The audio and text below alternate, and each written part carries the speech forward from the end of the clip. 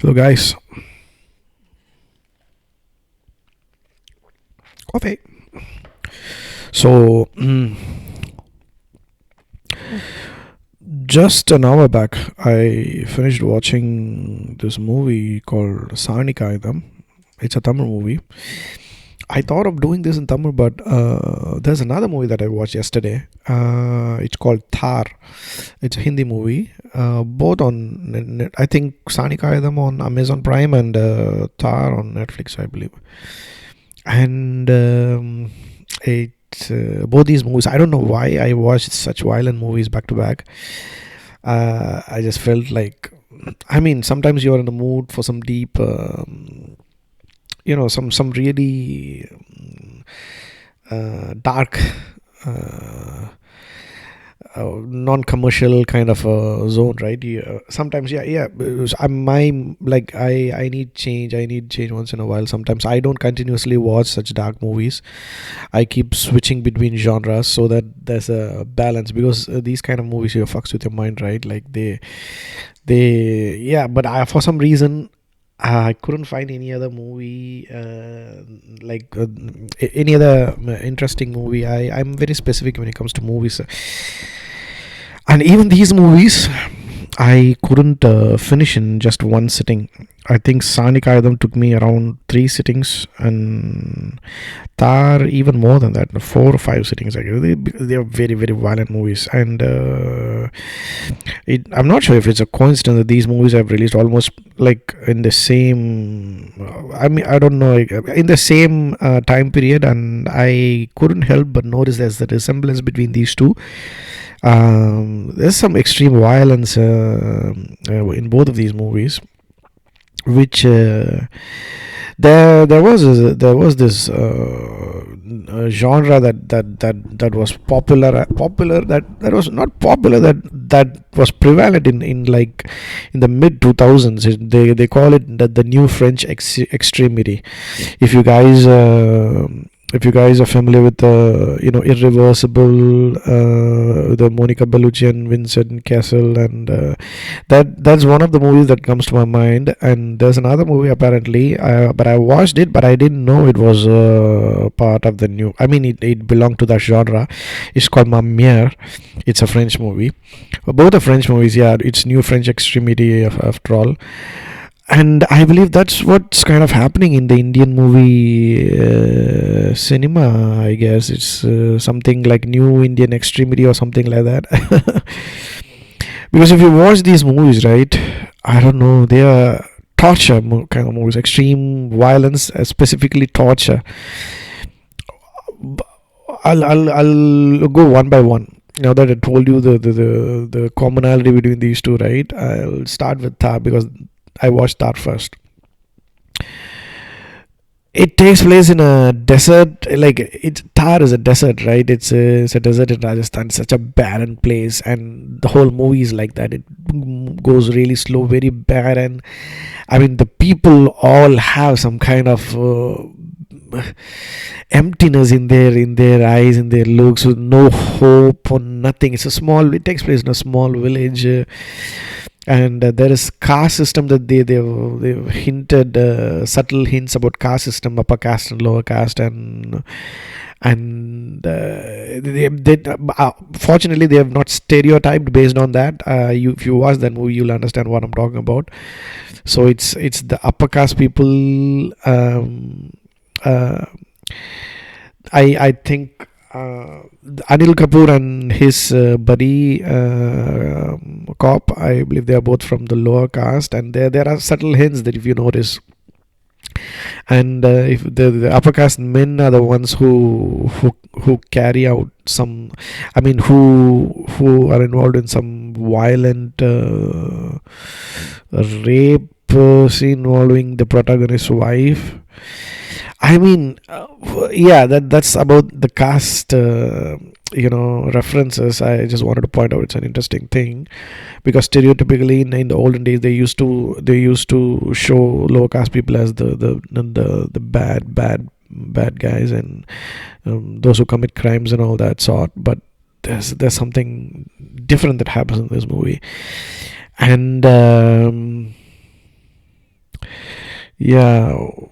So when it starts off, like I so you in Netflix you can see what the genre, what the movie is as, like under the name of the movie they would mention that this is violence, torture, that kind of stuff. But I didn't expect like it would be like a proper torture porn, like one of those Saw. And because see, when I first watched the scene where this guy hammers the protagonist hammers, I'm not sure if he's a protagonist, like the main character, initially he looks as if he's the villain, but then later, when the movie ends, it's it's kind of he is kind of revealed to be the protagonist, I believe. So when this guy hammers another guy's foot with a nail, yeah, and like I couldn't like watch it. I thought, what kind of sick motherfucker would do something like this? And why would someone make movie so explicit and extended scenes which that last for more than 5 to 10 minutes of that torture itself? Like, I've never seen Indian movies depict what do you call that, torture in such a way. They would imply, they'll show you a small um, section of it, and then they just switch to another scene, right? But this is like proper torture porn. I was just going through some terminologies on the internet, and this is what, there's this word called torture porn apparently, and I believe this movie falls in that genre. And that's what you think, because what they do in Thar, right? They show the torture first and then reveal the reasoning behind it later, the as to why this guy is torturing these men. I genuinely thought, like, okay, this guy's probably some kind of has a torture fetish or something like that. There's some sick people in the world where they just like to torture people, right? I thought that's what this guy's idea is. And but later it is revealed that I mean, yeah, his wife was raped by these three guys, and whatnot. Like that was a violent activity, violent rape. There's a violent rape scene as well, like later in the towards the end of the movie. But since we are shown, like the torture scenes are shown before that, like you as normal as humans, right? I don't think we be able to digest what happens, like. But then later when you realize, and then you like, okay, kind of justifies what he did. But it's the way it's shown in the movies, right? In the sequence of it's kind of it's too much to handle. And that also raises another question, right? Like, pain, what kind of like how we perceive pain, and how we empathize with someone without knowing their background and without knowing what they've done, right? Like, if you take just the act of torture, we don't feel good about somebody going through such pain, right? But then when you realize what they have done, right, you kind of, oh yeah, he deserves it. But I don't know how to say this. This is a very, it fucks up your mind. It's not a good feeling. But I think it has taken an OTT kind of movement for Indian movies to come up with such extreme violence, because otherwise this movie couldn't have, like, I don't think, like 99%, that's what my opinion is. Such movies wouldn't have released if OTT platforms have not become popular, right? I don't think they would have released such movies, because and I think Anurag Kashyap has written the dialogues, and it's Anil Kapoor's own production, and I'm a fan of Anurag Kashyap, but I'm not a fan of this violence, torture kind of movies. So I don't know where the Indian cinema is going to go, but I'm saying this is not a I hope this is just a genre, and then this doesn't inspire people to start torturing, because these things can happen, and that's not a good thing. This society won't be a good place to live in, like, if that happens. um yeah, so let's move to Thar now. Sorry, Sanikayadam now. Now Sanikayadam, the sequence in which they show is reversed, like, as in, they show the rape first, and then they show the torture of the revenge killings later. I believe because of that reason, I didn't feel anything. Like, I was just casually watching these guys getting tortured. Like, that's when I realized, oh my god, what kind of this mind is very is a very, very, very puzzling entity, right? It processes things based on, I'm not even sure if I can put it, and if I can explain it, like, how I feel it. But see, this guy is going through the same pain that those guys in Thar went through, but I didn't empathize. I didn't feel any kind of pity or anything like that when I watched, because I because I know what they did, right? What I'm trying to say is, if you take out that part, like, if you just look at somebody going through a pain, as humans, I think we should empathize, irrespective of what they did, or maybe not. I don't know. I'm not trying to you know throw morals at you guys who are watching.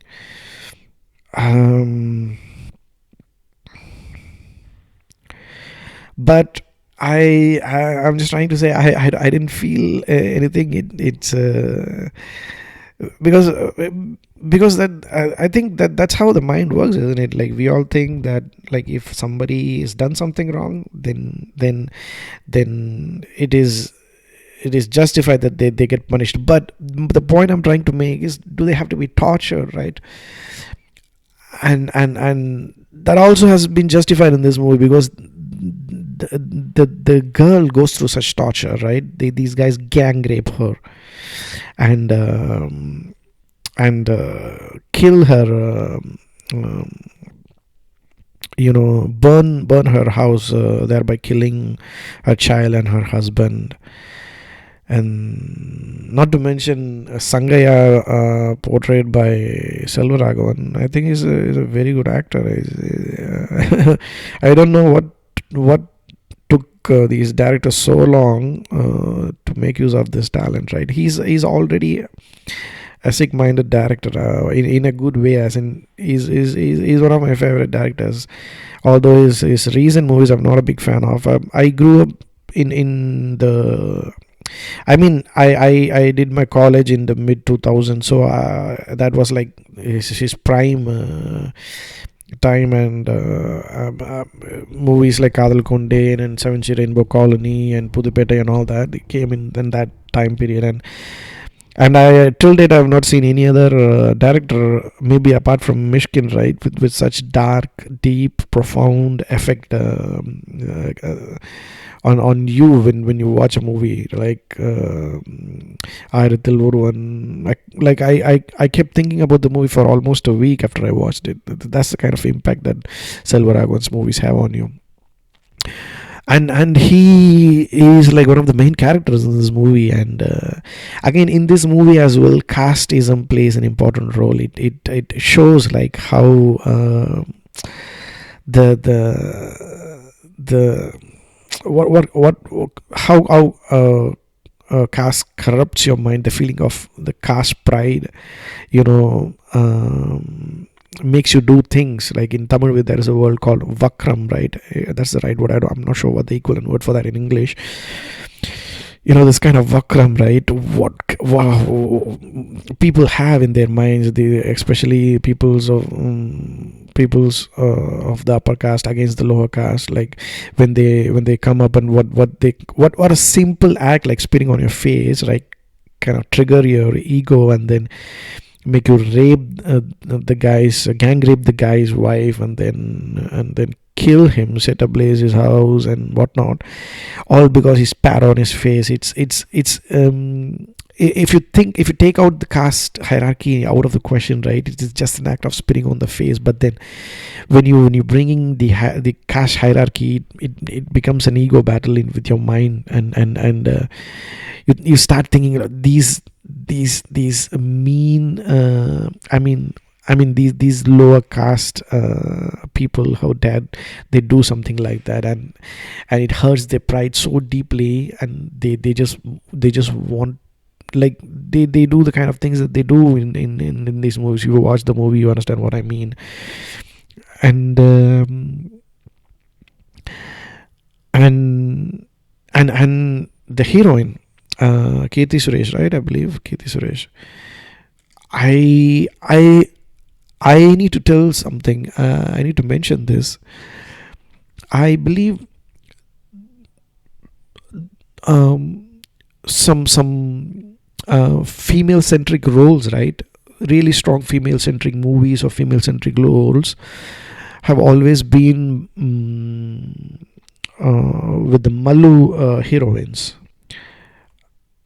Malu actresses is what I'm trying to say, because I can't imagine a Tamil actress, Tamil heroine, or a Telugu or Kannada heroine for that matter,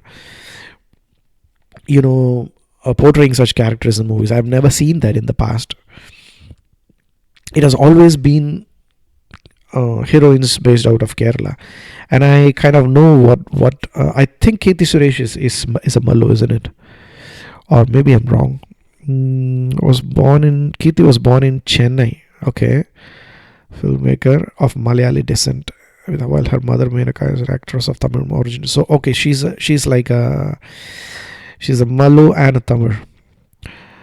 And take for example some of the most females good movies that had like female protagonists, right? Involved Nayanthara in the recent past, and she's a Mallu as well. And I believe it has got something to do with the matriarchy that they are brought up with. See, Nayanthara, her real name is Diana Mariam Kurian. She's a Mallu. And the Mallu movie itself, I believe they have really strong female characters, even more than the male characters. Maybe because of their matriarchal society. What do you call that? Matriarchy, right?